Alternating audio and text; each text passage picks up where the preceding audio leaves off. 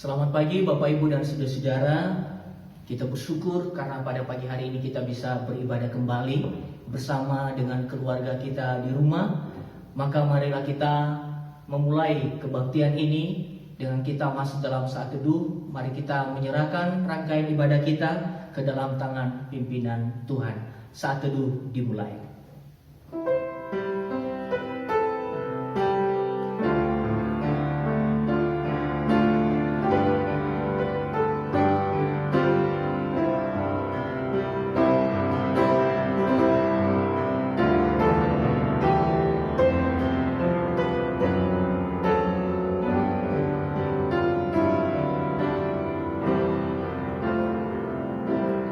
Saat teduh selesai, Bapak Ibu dan saudara-saudari, marilah kita memulai kebaktian kita. Mari kita memuji Tuhan dari hymnos nomor 12, Surga Turun. Kita nyanyikan bait pertama saja.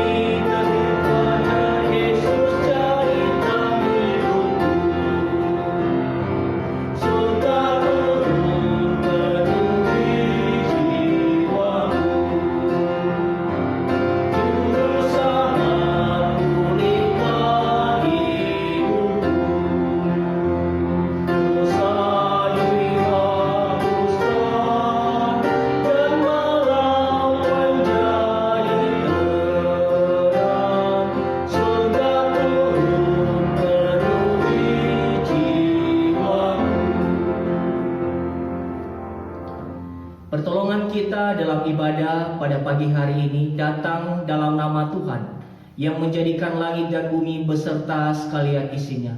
Ia yang memeliharakan kesetiaannya kekal selama-lamanya, dan Ia tidak pernah meninggalkan kita perbuatan tangannya. Kiranya kasih karunia dan damai sejahtera dari Allah Bapa kita dan dari Tuhan kita Yesus Kristus tercurah atas kita sekalian. Amin. Sabda pembukaan di awal kebaktian kita ambil dari 1 Korintus pasal 15 ayat 14. Beginilah firman Tuhan. Tetapi andai kata Kristus tidak dibangkitkan, maka sia-sialah pemberitaan kami dan sia-sialah juga kepercayaan kamu. Mari kita menanggapi sabda pembukaan ini dengan bernyanyi dari hymnos nomor 103. Kita nyanyikan bait pertama sampai bait ketiga.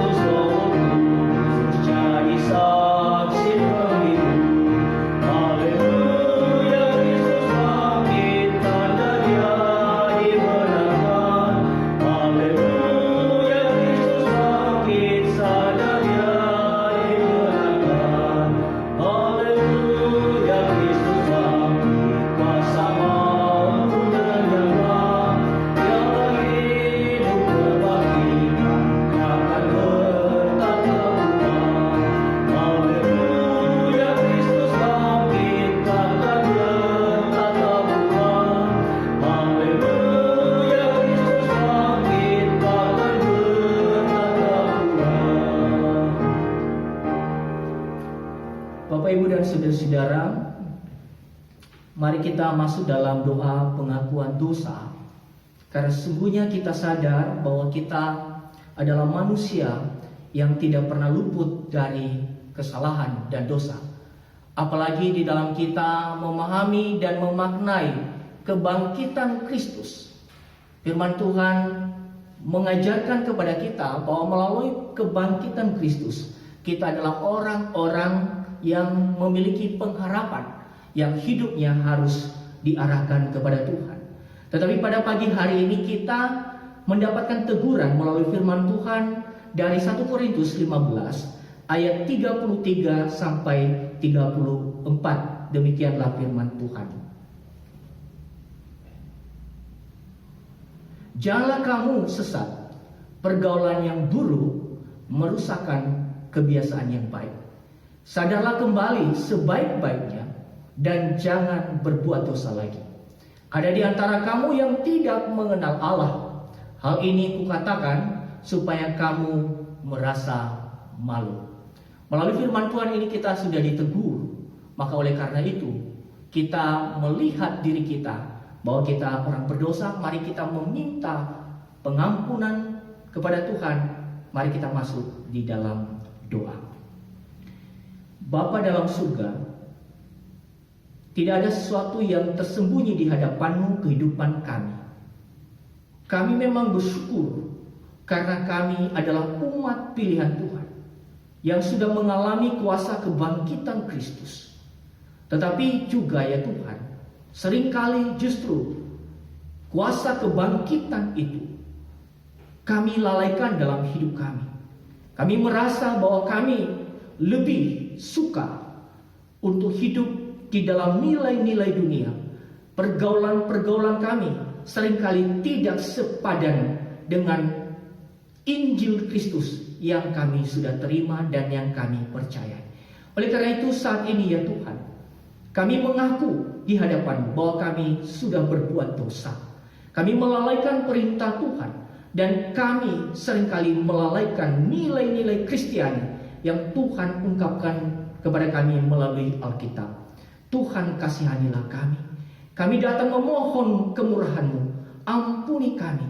Oleh karena Kristus Yesus sudah menanggung dosa kami di atas kayu salib dan sudah bangkit dari kematian untuk memberikan hidup kekal kepada kami. Terima kasih ya Tuhan. Di dalam nama Tuhan Yesus kami berdoa. Amin. Kita bersyukur karena Tuhan mengampuni kita melalui firman Tuhan sebagai berita anugerah kepada kita. Kita baca di dalam 1 Korintus pasal 15 ayat 56 sampai 57. Demikianlah firman Tuhan. Sengat maut ialah dosa, dan kuasa dosa ialah hukum Taurat. Tetapi syukur kepada Allah yang telah memberikan kepada kita kemenangan oleh Yesus Kristus Tuhan kita. Puji Tuhan. Maka marilah kita mensyukuri anugerah Tuhan, kemenangan yang diberikan kepada kita dengan memuji Tuhan dari Hymnos nomor 248, bait pertama dan bait yang kedua.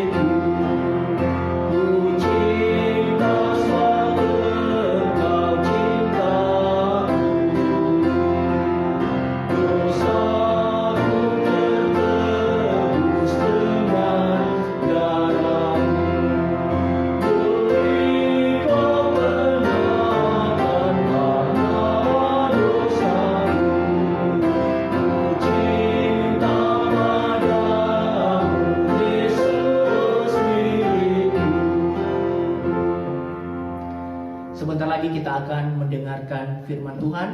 Mari kita mempersiapkan hati kita, mari kita masuk di dalam doa.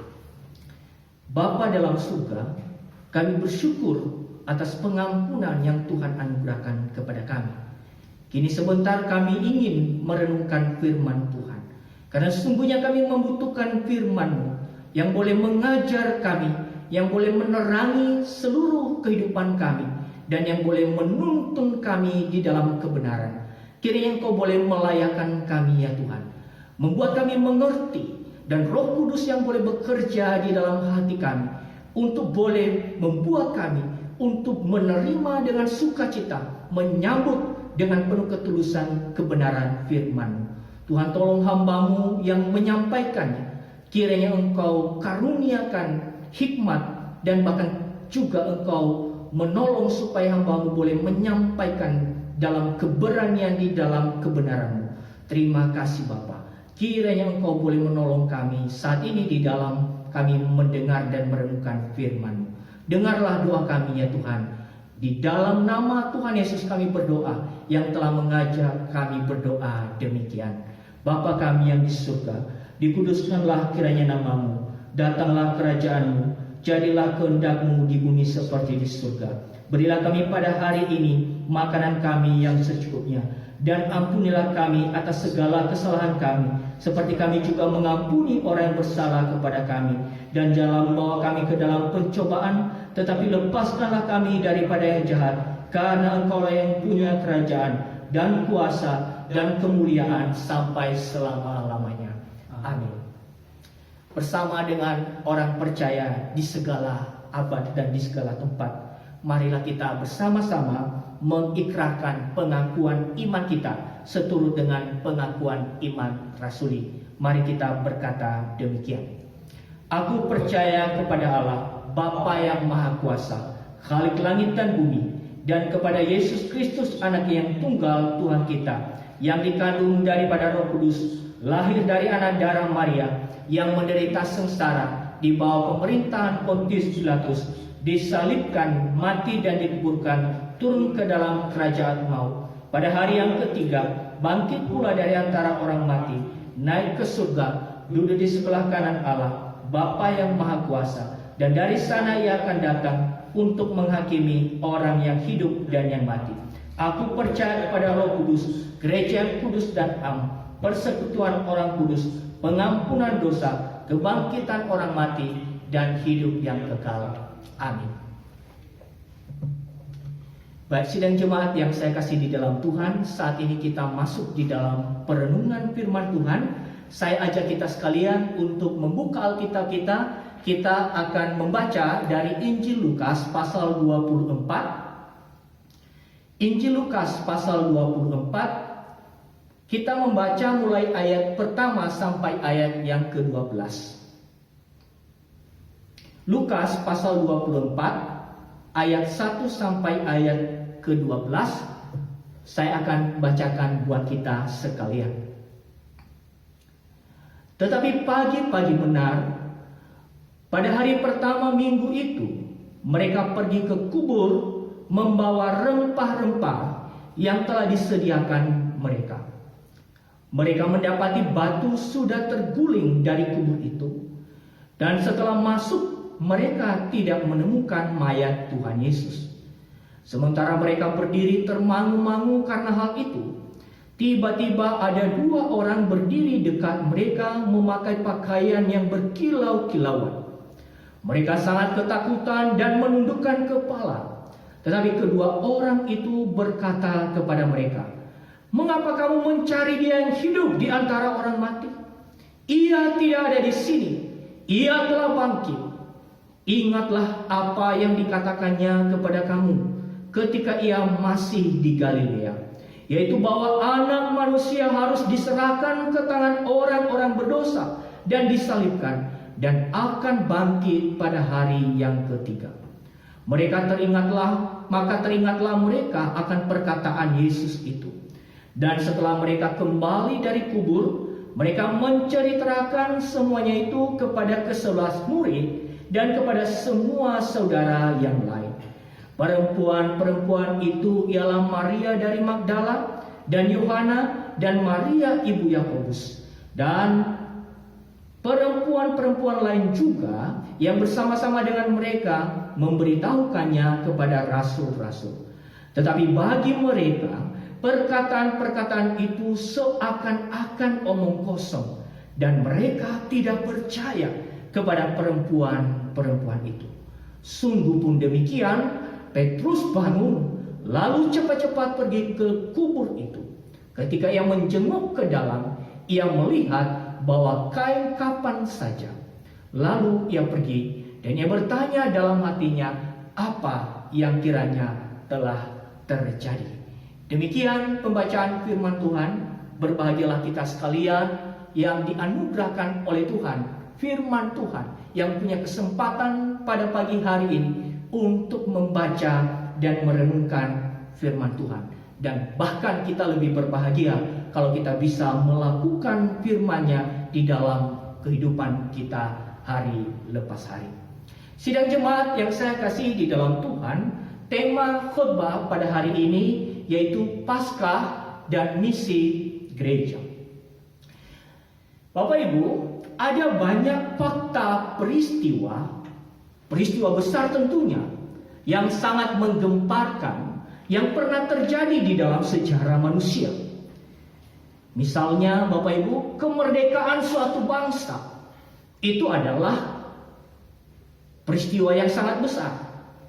Kemudian peristiwa lain juga adalah penemuan teknologi baru, ataupun juga ada yang membuat orang tercengang, yaitu hancurnya sebuah kerajaan superpower. Saudara-saudara, kita tidak bisa membantah bahwa peristiwa besar itu pada awalnya begitu mencengangkan, begitu membuat orang heran, begitu membuat orang terkejut. Tetapi kita perlu tahu bahwa seiring dengan berjalannya waktu, maka peristiwa-peristiwa besar itu yang dulunya menyita perhatian banyak orang, itu hanya tinggal kenangan, atau paling-paling masih ada perayaan sekali setahun. Mungkin saja peristiwa besar pernah memberikan pengaruh pada awal kemunculannya, pernah memberikan pukulan berat kepada satu negara yang superpower, tapi hancur oleh karena sesuatu yang sangat kecil. Tetapi saudara-saudara, kita perlu mencatat dan kita tahu sendiri, menyaksikan bahwa itu tidak pernah memiliki makna yang sangat mendasar, makna yang sangat signifikan, apalagi tidak pernah mempengaruhi makna hidup manusia. Itulah sebabnya, saudara-saudara, peristiwa besar selalu diingat dalam hal peringatan saja, atau paling banter sekedar napak tilas. Tetapi ada satu hal yang kita tidak boleh lupa, Bapak Ibu. Kebangkitan Kristus. Kebangkitan Kristus juga adalah fakta sejarah. Dan kebangkitan Kristus ini bukan hanya rekaan atau semacam pengakuan iman para murid yang ingin membesar-besarkan tokoh kesayangan mereka. Tidak bisa disangkali Bapak Ibu bahwa ada sejumlah bukti pendukung yang menegaskan kepada kita bahwa memang kebangkitan Kristus itu adalah fakta sejarah. Sungguh-sungguh terjadi, bukan hanya sekedar pengakuan belaka. Menariknya, saudara-saudara, fakta kebangkitan itu ternyata bukan hanya sekedar fakta biasa. Bila kita bandingkan tadi dengan peristiwa besar yang terjadi di dalam sejarah, mungkin sejarah mencatatnya. Begitu pula dengan kebangkitan Kristus. Kebangkitan Kristus itu dicatat oleh sejarah, tetapi juga sekaligus ada makna, ada sesuatu yang sangat penting di balik itu. Kebangkitan Kristus memiliki makna yang besar di dalam kehidupan orang percaya. Apa maknanya? Maknanya bukan pada aspek keteladanan moral Tuhan Yesus. Memang banyak orang yang terkesima melihat Tuhan Yesus, yang dalam pengajarannya begitu baik, budi pekertinya juga begitu baik. Banyak orang terinspirasi. Tetapi makna kebangkitan Kristus tidaklah terletak di sana. Makna kebangkitan Kristus juga tidak sedang menantang psikis khalayak untuk terbakar emosinya agar menganut agama Kristen. Menurut Alkitab, kebangkitan Kristus merupakan alasan dan dasar iman Kristen. Sekali lagi saya tegaskan, menurut Alkitab, kebangkitan Kristus merupakan alasan dan dasar iman Kristen. Ini hal yang sangat mendasar, karena keberadaan dan nafas gereja merupakan pengaruh mendasar dari makna kebangkitan Kristus. Makanya di dalam ayat pembuka kita tadi, di dalam 1 Korintus pasal 15 ayat 14 itu sangat jelas dikatakan oleh Paulus. Tetapi andai kata Kristus tidak dibangkitkan, maka sia-sialah pemberitaan kami dan sia-sialah juga kepercayaan kami. Pertanyaannya adalah, mengapa kebangkitan Kristus memiliki makna yang sedemikian penting dalam kekristenan?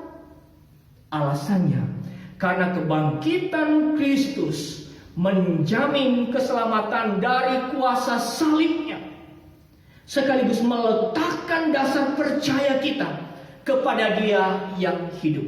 Dua hal ini penting, saudara.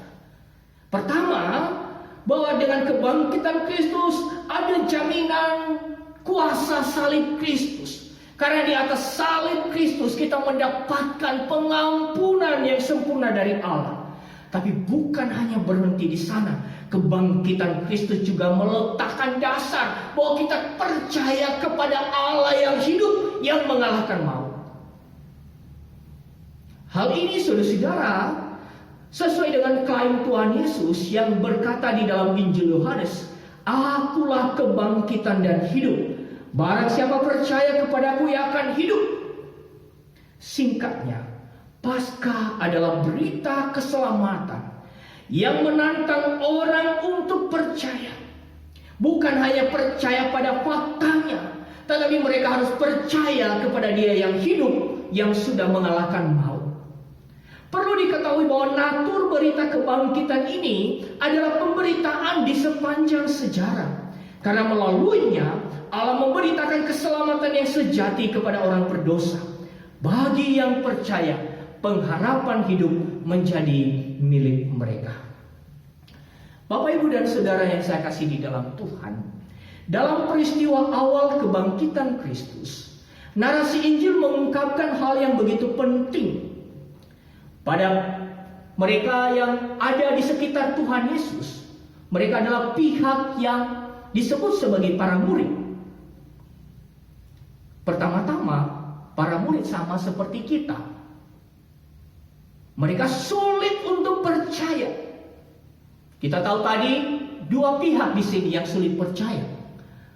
Para perempuan yang datang ke kubur Yesus pada pagi minggu itu. Mereka tercengang dan mereka baru mendapatkan penjelasan dari malaikat. Tetapi juga para murid yang lain, ke-11 murid itu yang ditemui oleh perempuan-perempuan yang mendapatkan pesan dari malaikat. Apa yang dicatat di dalam pasal 24 ayat 11 tadi. Tetapi bagi mereka perkataan-perkataan itu seakan-akan omong kosong dan mereka tidak percaya kepada perempuan-perempuan itu. Saudara-saudara, para murid sama dengan kita, sulit untuk percaya. Bila kita melihat di dalam pasal 24 ayat 1 tadi, Para wanita itu datang membawa rempah-rempah sebagai bukti kasih mereka kepada Yesus. Tetapi akhirnya mereka termangu-mangu ketika tidak mendapati tubuh sang guru. Mereka dengan penuh ketulusan ingin bertemu, karena mereka melihat bahwa guru mereka adalah yang sangat spesial, orang yang patut mendapatkan penghargaan. Jadi kita bisa tahu tujuan mereka, Bapak Ibu, mempersiapkan rempah-rempah itu adalah untuk bertemu dengan apa? Dengan tubuh yang mati. Dengan tubuh yang dikubur, yang sudah diletakkan dalam kuburan. Mereka tidak pernah menduga bahwa Kristus bangkit. Mereka tidak menyangka peristiwa besar yang dahsyat itu. Bahkan dalam Injil yang lain dikatakan pada waktu Yesus bangkit, terjadilah gempa bumi. Tetapi yang penting bukan gempa buminya. Bagaimana mungkin orang yang sudah mati bisa bangkit kembali? Itu yang mencengangkan. Kata penting yang menjelaskan keadaan mereka, para perempuan dan ke-11 murid itu. Kata yang penting yang kita bisa katakan, mereka tidak percaya hal itu bisa terjadi. Tetapi Bapak Ibu dan Saudara-saudara, melalui nas yang kita baca ini, penulis Injil Lukas menjelaskan kepada kita dengan gamblang bahwa melalui kebangkitan Kristus, pemulihan para murid, para pengikut Kristus, para perempuan yang mengasihi Kristus, mereka yang tidak pernah menyangka ada kebangkitan, itu terjadi melalui fakta dan makna kebangkitan. Maka ada 3 hal yang kita pelajari hari ini berdasarkan nas yang kita sudah baca ini. Pertama, kebangkitan Kristus, saudara-saudara, membuktikan bahwa Dia adalah Tuhan yang hidup. Sekali lagi, kebangkitan Kristus membuktikan bahwa Dia adalah Tuhan yang hidup. Mari kita lihat ayat yang tadi kita sudah baca. Di dalam ayat yang kelima, apa yang dikatakan oleh malaikat itu kepada para perempuan yang mencari mayat Tuhan Yesus? Mengapa kamu mencari Dia yang hidup di antara orang mati? Mengapa kamu mencari Dia yang hidup di antara orang mati? Mempersiapkan rempah-rempah untuk diberikan kepada tubuh, itu adalah sesuatu pengorbanan yang begitu tulus dilakukan oleh para perempuan itu. Mengapa mereka melakukan itu? Karena yang ada di benak mereka, ketika nanti sampai di kuburan, mereka akan bertemu dengan tubuh yang sudah mati. Itu yang ada di benak mereka. Dan waktu mereka mengoleskan rempah-rempah itu kepada tubuh yang sudah mati, mungkin saja mereka di sana bisa bertangis-tangisan, mengingat kenangan pengajaran Tuhan Yesus kepada mereka. Tetapi kini melalui berita dari malaikat, mengapa engkau mencari Dia yang hidup di antara orang mati? Seakan malaikat tidak memberikan penghargaan kepada ketulusan mereka untuk membawa rempah-rempah itu. Mengapa? Karena bagi malaikat, apa yang mereka lakukan itu tidak membuat mereka mengalami perubahan hidup. Mereka terus hidup di dalam keraguan-raguan. Mereka terus hidup di dalam kenangan. Dan bahkan kalau Yesus tidak hidup, saudara, maka kemungkinan besar banyak patung Yesus yang dibuat saat ini sebagai peringatan.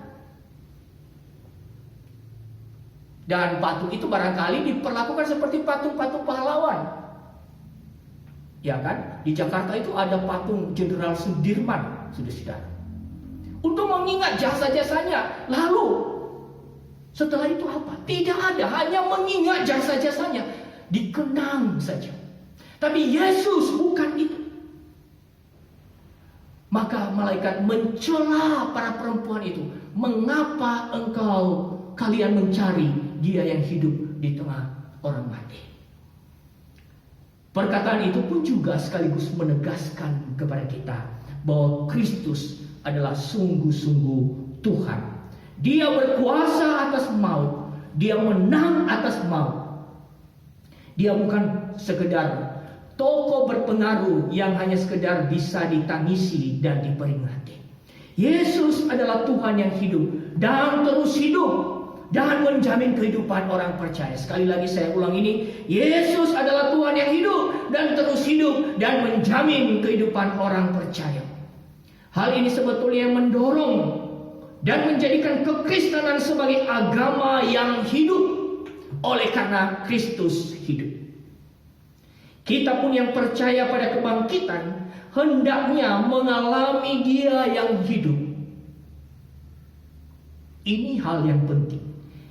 Yang percaya kepada Dia yang hidup hendaklah mengalami Dia yang hidup. Saudara-saudara, apakah kita mengalami Kristus dalam hidup kita? Atau Kristus hanya sekedar tokoh kenangan? Menariknya saudara-saudara, memang di dalam kalender gerejawi kita peringatan tentang Kristus itu banyak. Ada Natal, kemudian apa lagi? Ada Jumat Agung, kemudian ada Paskah, lalu nanti setelah itu kenaikan ke surga. Begitu disiplin kita melakukan itu, memperingati itu. Itu tidak ada salahnya, saudara-saudara, karena itu penting, karena itu membuktikan bahwa Allah melalui Kristus sudah berkarya dalam sejarah. Tapi persoalannya adalah jangan-jangan selama ini Kristus adalah hanya sebatas peringatan.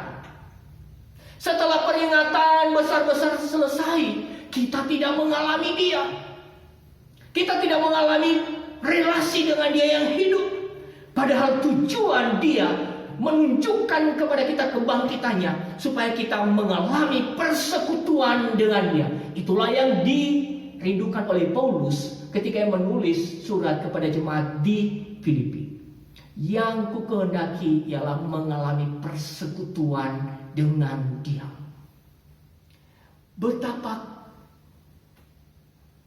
prihatinnya kekristenan kita kalau Kristus hanya sekedar tokoh peringatan. Maka melalui berita Paskah kita mengingat Kristus yang hidup, terus hidup, menjamin keberlangsungan hidup, dan alamilah hidup bersama dengan Dia. Amin, saudara-saudara.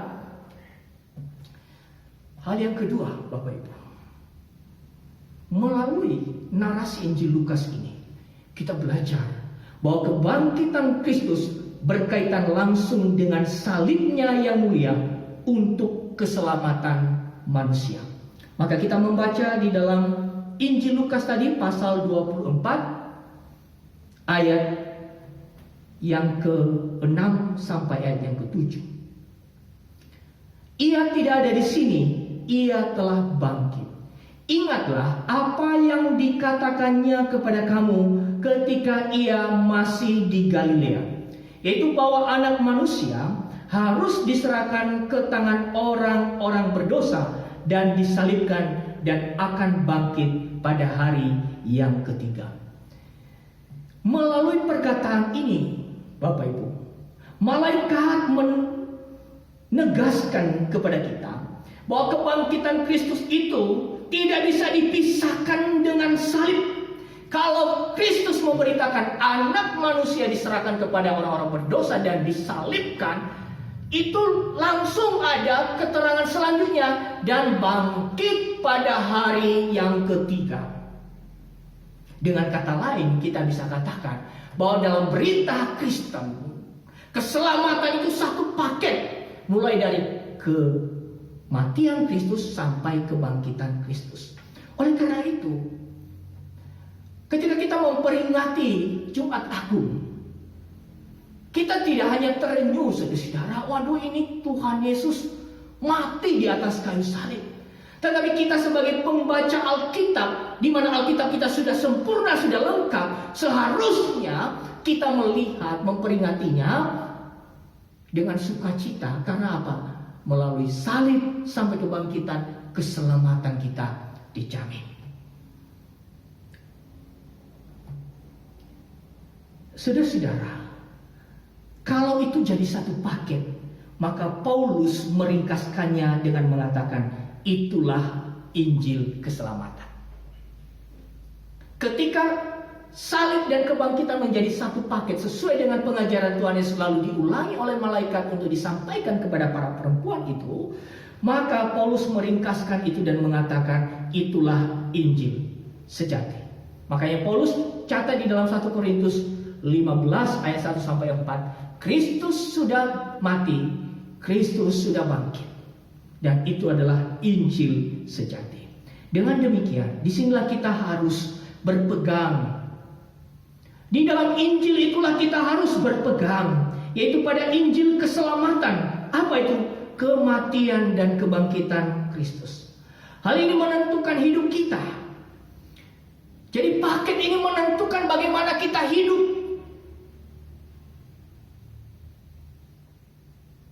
Dari sanalah kita mendapatkan prinsip kesucian hidup yang kita terapkan di dalam kehidupan kita. Dari sanalah kita mendapatkan juga perubahan hidup sehingga hidup kita diabdikan dengan begitu tulus di hadapan Tuhan. Serta dari sana, dari Injil sejati itulah kita pun juga dengan tegas menolak nilai-nilai dunia. Dan kita dengan penuh ketulusan hidup bagi Allah yang menyelamatkan kita. Jadi melalui kebangkitan Kristus itu berkaitan dengan salib, itu akan membuat kehidupan orang percaya menjadi kehidupan yang baru, kehidupan yang punya motivasi yang benar, kehidupan yang mengasihi Tuhan dengan tulus, sama seperti yang dialami oleh para murid yang akhirnya percaya pada kebangkitan Kristus. Hidup mereka dibaharui, penuh keberanian dalam memberitakan Injil, dan mereka hidup bagi Tuhan. Ini poin yang kedua. Poin yang terakhir, Bapak Ibu, melalui narasi ini kita juga belajar bahwa kebangkitan Kristus itu sebetulnya memiliki natur yang jelas, yaitu pemberitaan yang terus-menerus. Mari kita melihat di dalam narasi ini, para perempuan tidak tahu bahwa Kristus bangkit. Lalu ada malaikat yang memberitakan. Setelah perempuan-perempuan mendengar penjelasan malaikat, malaikat itu katakan kepada mereka apa? Pergilah. Menceritakan itu semua kepada murid-murid. Saudara yang saya kasih dalam Tuhan, ini natur kebangkitan. Dalam narasi ini, itu dia mempunyai sifat pemberitaan.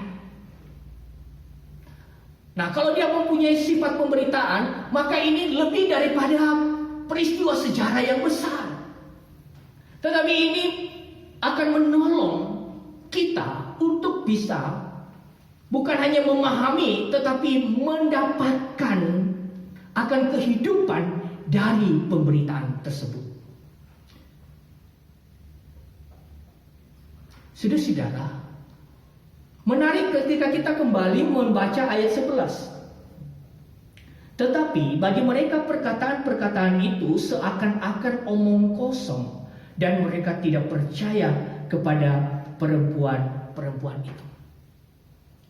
Di dalam tradisi kuno, apalagi dalam tradisi Yahudi, Bapak Ibu, memang perempuan itu kadang dianggap kelas 2. Sehingga kesaksian mereka itu tidak terlalu bisa dipercaya. Makanya memang sangat beralasan ketika Lukas dengan jujurnya mengatakan di sini bahwa para murid pun juga meragukan kesaksian perempuan itu. Tetapi walaupun demikian, dalam kondisi yang berat seperti ini, Injil Lukas tanpa malu mengungkapkan kepada kita bahwa inilah fakta awalnya. Bahwa berita dari perempuan pun juga tidak gampang untuk dipercaya. Tapi kalau ada yang mengungkapkan seperti ini dengan jujur, itu artinya nilainya sungguh-sungguh benar. Ya, memang itu ada dalam dunia filsafat pendalaman filsafat Bapak Ibu, kalau ada seorang yang ingin menceritakan sesuatu kepada orang lain tentang dirinya, kira-kira diceritakan apa? Yang baik-baik. Yang baik-baik kan? Misalkan menceritakan tentang karirnya, pasti akan yang baik-baik. Riwayat hidupnya pasti akan yang baik-baik, kan? Sebisa mungkin hal-hal buruk ditutupi. Tetapi kita melihat di sini justru Injil Lukas dengan jujur mengatakan bahwa memang para perempuan diragukan. Kesaksian mereka diragukan, itu dalam budaya. Tapi walaupun demikian, mereka tetap bisa memberitakannya. Status mereka yang kurang bisa dipercaya oleh karena stigma masyarakat, oleh karena stigma budaya, tidak mengubah akan keinginan mereka untuk memberitakannya. Maka di poin yang ketiga ini kita akan menegaskan kembali tema tadi. Tema yang kedua itu adalah misi gereja. Misi gereja itu bukan sebatas bertujuan untuk mengungkapkan sesuatu yang mengada-ada. Tetapi di dalam misi pun juga kita jangan berharap bahwa kita bisa tampil menjelaskan dengan pendekatan baik itu secara budaya maupun juga pendekatan secara filosofi. Kita tidak bisa berharap bahwa semua orang harus menerima argumentasi kita. Kita tidak bisa berharap bahwa saat kita tampil memberitakan Injil, karena memang Injil tadi adalah salib dan kebangkitan Kristus. Satu paket. Lalu kita harus sadar bahwa kita ini hampir sama juga dengan perempuan-perempuan ini tadi. Secara kapabilitas pun juga mungkin kita tidak terlalu bagus. Tetapi firman Tuhan mengatakan kepada kita bahwa para perempuan ini tidak harus pergi dulu belajar ke STT Salem, menjadi muridnya Pak Yamo, lalu nanti baru memberitakan Injil. Tidak. Baru memberitakan kepada saudara-saudara lain, kepada murid-murid lain. Tidak. Seketika itu mereka yakin akan pemberitaan malaikat, mereka pun juga pergi memberitakannya.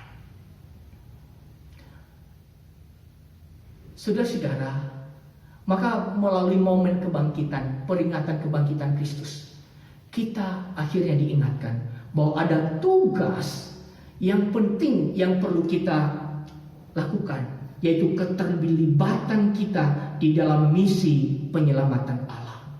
Dan keterlibatan kita dalam misi penyelamatan Allah itu bukan harus didorong oleh karena tingkat pendidikan teologi kita yang bagus.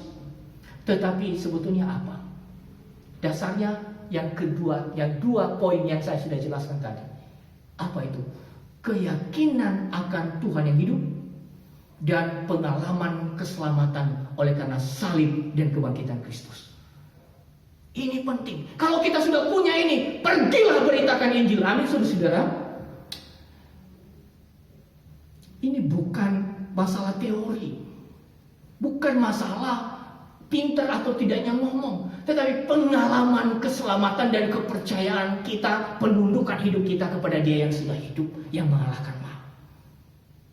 Seringkali misi gereja hanya bicara tentang bagaimana cara kita begitu menyibukkan diri, bagaimana cara, tapi berbagi kehidupan secara langsung menunjukkan perubahan hidup karena kita sudah menerima Kristus yang hidup itu. Malah kita tidak perhatikan, kita hanya bicara bagaimana cara.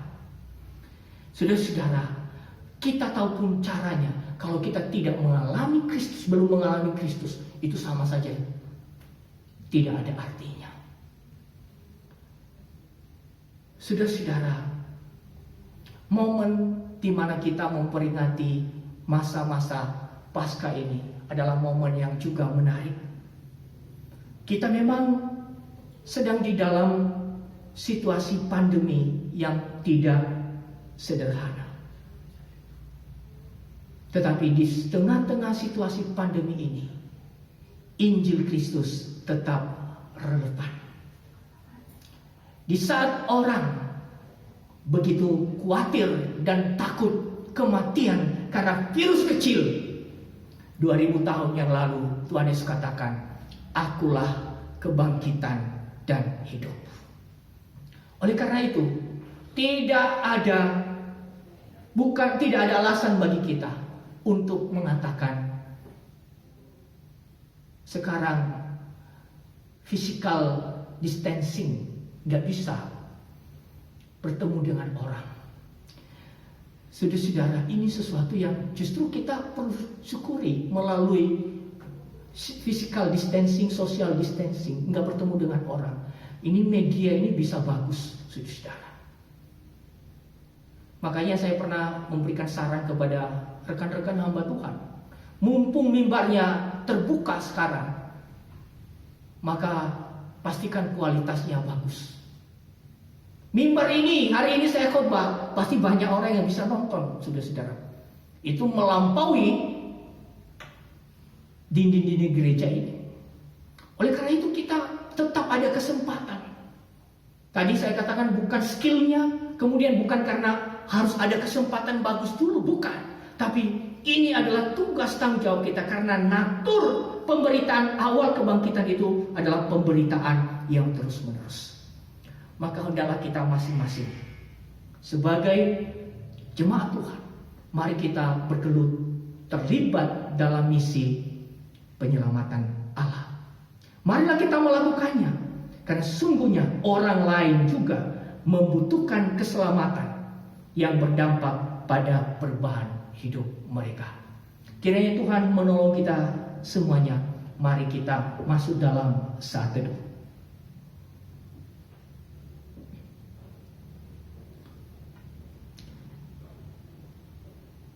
Mari kita berdoa.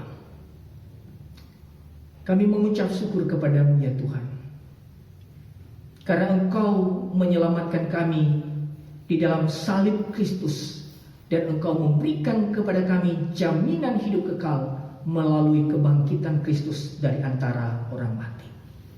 Hari ini kami sudah mendengarkan firman bahwa sungguhnya kebangkitan Kristus bukan hanya sekedar peristiwa besar yang mencengangkan dalam sejarah, tetapi juga memberikan makna perubahan hidup di dalam kehidupan kami sebagai orang yang percaya kepadamu.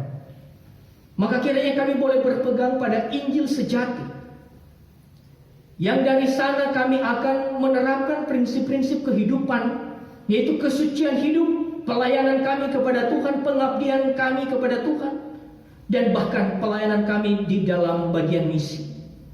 Tuhan tolong kami supaya kami tidak berlambat-lambat dan bahkan mencari kesibukan lainnya Tuhan.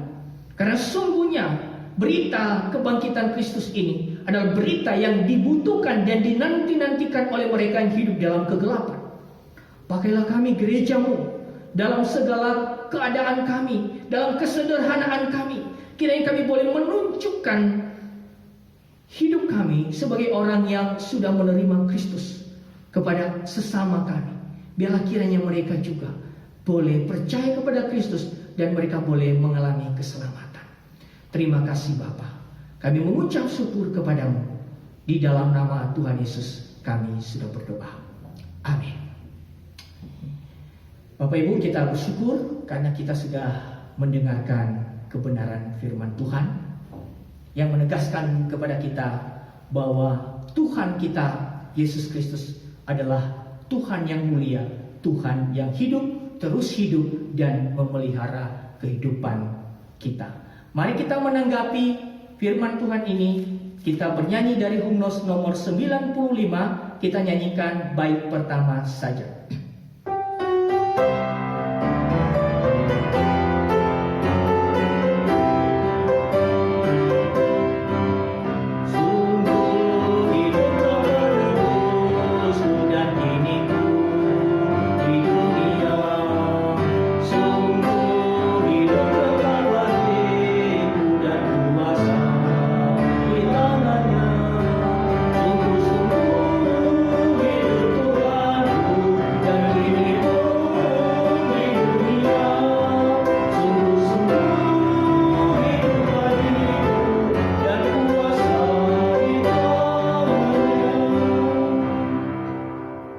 Sidang jemaat sekalian, saat ini kita mendengarkan warta lisan dari majelis.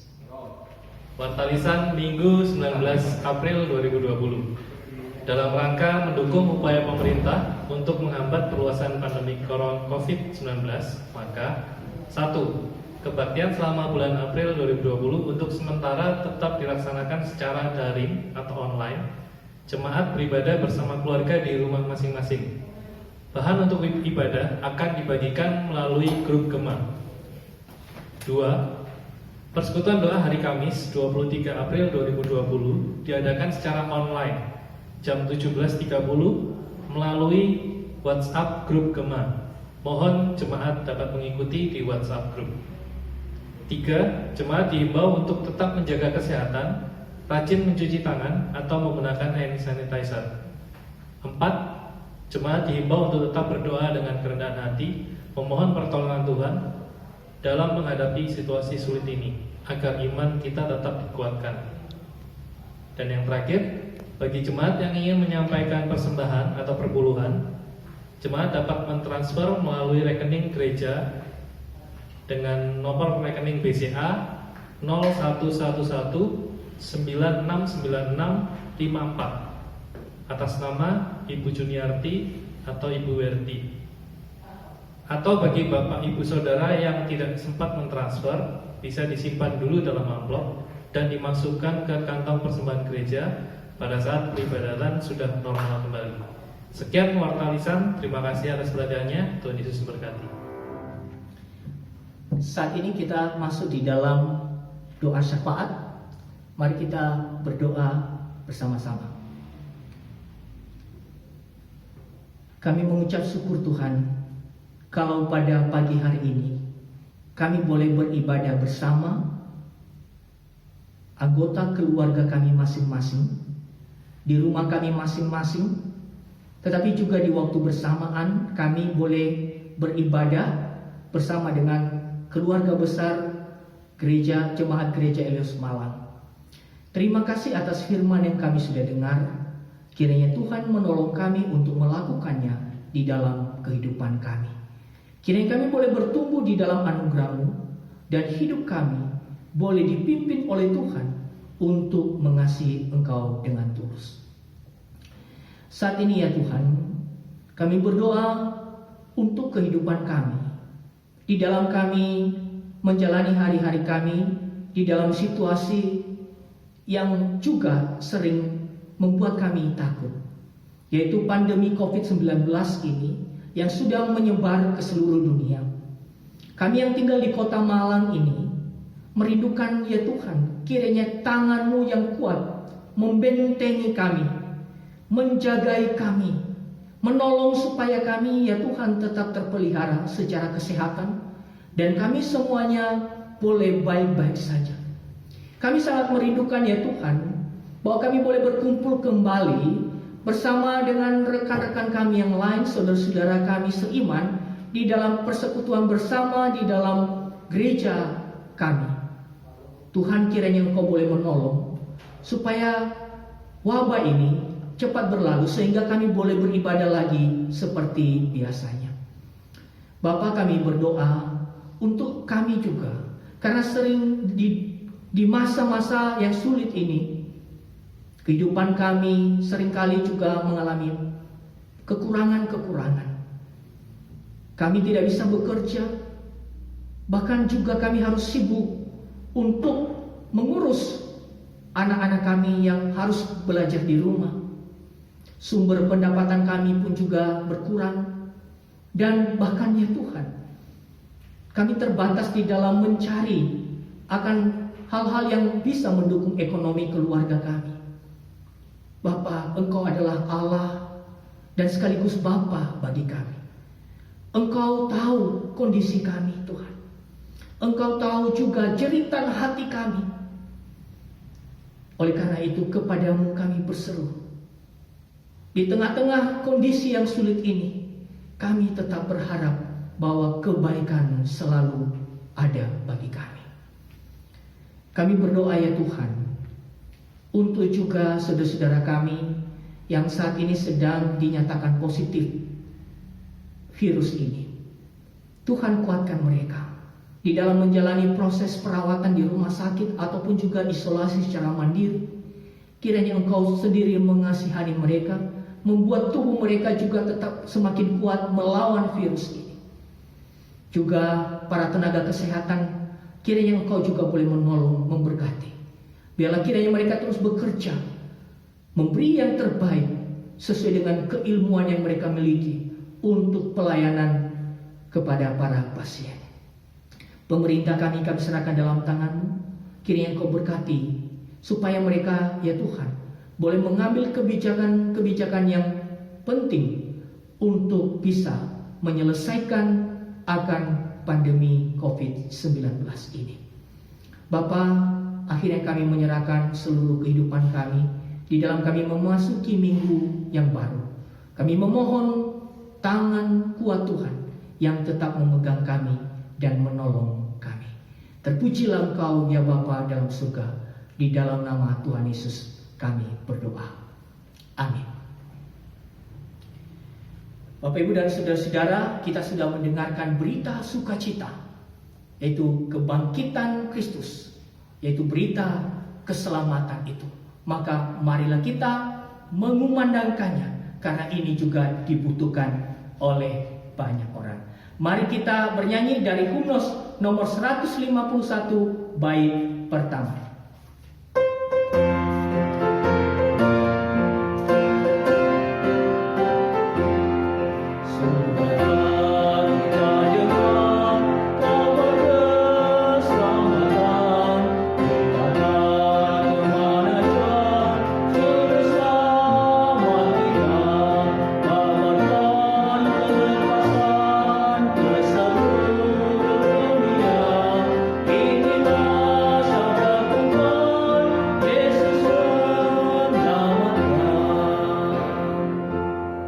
Mari kita mengarahkan hati kita kepada Tuhan dan menerima berkat-Nya. Kiranya kasih karunia dari Tuhan Yesus dan kasih Allah Bapa, persekutuan Roh Kudus menyertai kita sekalian mulai saat ini sampai selama-lamanya. Amin. Mari kita mengakhiri kebaktian kita. Kita kembali bernyanyi dari hymnos 151 bait yang ketiga.